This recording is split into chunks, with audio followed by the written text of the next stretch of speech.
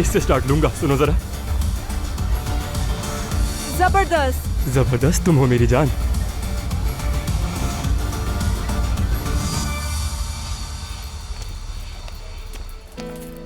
Enjoy करें। ओए, मेरे कामचोर लड़के को देखो, काम से बचने के लिए उनके साथ घूमने चला गया। तुम क्यों नहीं गए उनके साथ घूमने? सब एक ही बात क्यों कह रहे हैं मुझसे? क्या मैं उदास दिख रहा हूँ आपको? ओहो, ऐसा नहीं है, लेकिन समझदार हूँ, और इतना समझदार और जिम्मेदार होना अच्छा नहीं होता। तुम्हारी उम्र ही क्या है, अभी तो जवान हो, एंजॉय किया करो बेटा। तुम चले जाओ अपने दोस्तों के पास। उजैर सही कह रही हूँ ना?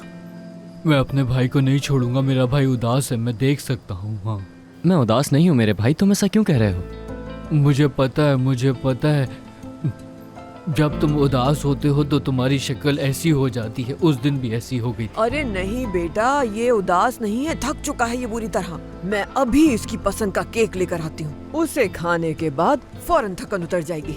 आ जाओ मेरे साथ। तुम्हारे भाई के चेहरे पर मुस्कुराहट आना मुझे आता है। मेरे भाई को हंसना पड़ेगा। मेरा भाई